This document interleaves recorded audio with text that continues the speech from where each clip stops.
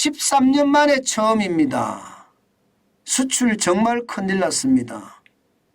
제가 연일 제조업과 수출에 대한 이야기를 많이 말씀을 드리는데 제 눈에는요, 수출의 위기 이런 어떤 단서들만 계속 눈에 띕니다. 그만큼 말입니다. 우리 상황이 굉장히 심각하다는 뜻입니다. 이번에 제 눈에 띈 하나의 단서는요. 3월 현재 세계 수출액 중 한국 비중입니다. 2.69%입니다. 세계 전체 수출액 중에 대한민국이 차지하는 비중이 1741억 달러 2.69%밖에 안 된다니까요. 전체 수출액이 6조 4625억 달러인데 그중에 2.69%랍니다. 여러분 2011년까지만 하더라도요. 이게 기본적으로 말입니다. 3%가 넘었습니다. 2021년까지만 하더라도. 3% 가까이 가든지요. 지난해 3분기 2% 중반으로 내려앉았잖아요. 2% 중반으로 내려앉았더니 이게 올라갈 기미를 보이지 않습니다. 이게 13년 만에 최저치 13년 만에 우리가 경험하는 일이라고 이야기하는데 2009년이에요. 2009년이면 글로벌 금융위기가 한창 때입니다.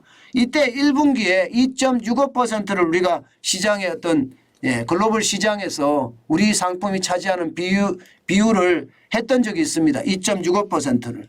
그런데 지금 2022년 3분기가 2.69%라고 이야기하니까 시장의 불안감 굉장히 커질 수밖에 없죠. 여러분 보세요. 2016년만 하더라도요. 3.06%고요. 2017년 1분기도 3.15%입니다.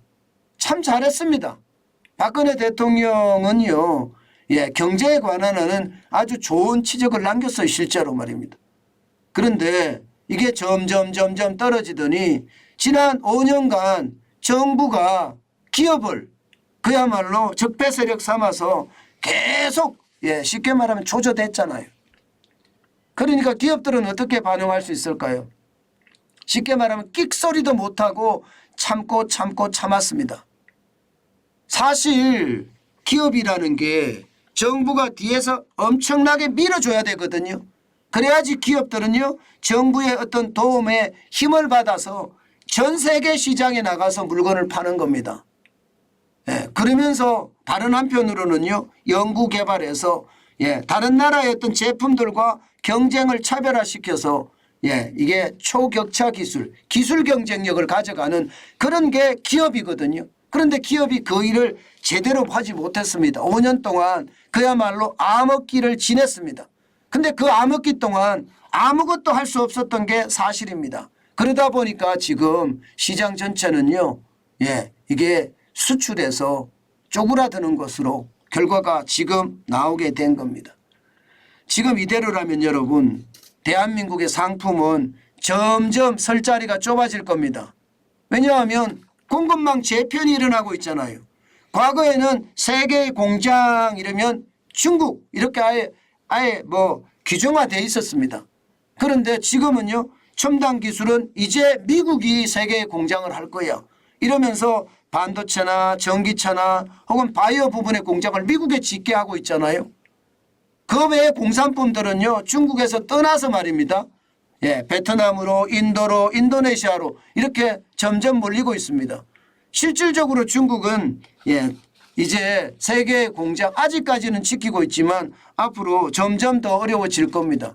이 와중에 대한민국은요. 수출에 엄청난 타격을 받았다는 이야기입니다. 당장 뭐 중국에만 하더라도 미중 갈등 때문에 반도체를 수출할 수가 없습니다. 그러면 어떻게 될까요, 여러분?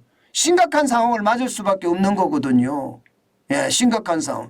게다가 말입니다, 여러분. 이게 원화가 올라간다고 해서 원달러 환율이 올라간다고 해서 말입니다. 우리가 수출의 덕을 못 보고 있습니다. 지금 보시면 2023년 1월에 실질 실효 환율입니다. 이걸 보면 98.42밖에 되지 않아요. 쉽게 말하면 100의 기준선도 못 따라간다는 거예요. 무슨 말이냐. 원화값이 많이 떨어졌어요. 원달러 환율이 굉장히 올랐어요. 그런데 문제는 원자재 가격이 너무 오르니까 사갖고 와서요. 원자재를 우리가 가공을 하고 제품을 만들어 수출을 하잖아요. 옛날만큼 부가가치가 일어나지 않는다는 뜻이. 원자재 가격이 많이 올란 탓도 있습니다. 올란 탓도 있고요. 반면에 이게 전 세계는 가격 경쟁력을 가지고 싸우잖아요. 그런데 그만큼 수출 제품에 대해서 가격을 못 올린다는 뜻도 됩니다. 결국은 실효 환율이 옛날 같지 않다. 물론 원화 가치가 좀 올라가는 원화 가치가 좀 떨어지는 것, 환율이 올라가는 것 약간의 영향은 있습니다. 약간의 영향은 있지만 과거처럼 말입니다. 실효 환율이 1% 오를 때 산업 수출 효과는 0.71%가 증가한다. 이게 아니에요. 지금은요. 2010년 이후로 보면 이게 실효 환율이 1% 하락할 때 실제로는요. 이게 0.55% 증가에 그쳤다. 이런 얘기가 나오거든요. 그러니까 이제는요. 환율이 적당하게 유지되는 게 그냥 가장 좋습니다. 너무 많이 올라가도 안 되고요. 너무 많이 내려가도 안 되고요. 그만큼 실효 환율이 중요하다는 이야기인데 이것도 우리 수출 시장에 지금 영향을 많이 미치고 있다는 사실이죠. 옛날만큼 효과가 없으니까. 게다가 수출 자체가 그래서 지금 망가지고 있거든요. 보시는 것처럼 10월에 작년 10월입니다. 마이너스 5.8%였는데 올 3월에도 1일에서 10일까지 보면 16.2%예요. 수출이 완전히 꼬그라지고 있습니다. 더 심각한 것은요. 수출이 꼬그라지는 것도 심각한데 여러분 이거 한번 보세요. 우리는 반도체가 우리 수출 비중의 한 최대 20% 차지합니다. 문제는 메모리 반도체만 지금 떨어지는 것이 아니라 시스템 반도체라고 이야기하는 비메모리 반도체도 지금 폭락하고 있습니다. 지금 보면 비메모리 반도체는 그래도 작년 12월까지 흑자를 유지하고 있었는데 올 1월에 들어와서는 마이너스 25%, 2월에는 마이너스 25.5%나 지금 감소하고 있습니다. 메모리 반도체는 심각하고요. 지난 1월에 마이너스 57.3%고요. 2월에는 마이너스 53.9%. 그러니까 시스템 반도체도 어렵고 이게 대만의 TSMC는 지금 챗 GPT가 시작이 되고 나서 반도체가 새롭게 호황을 맞고 있다 이렇게 이야기하는데 우리는 반대예요. 그죠? 시스템 반도체도 어렵고 메모리 반도체도 어렵고 상황이 점점 나빠진다는 이야기예요. 여기다가 여러분 이게 뭐 올별 무역 수지까지 계속 적자투성입니다.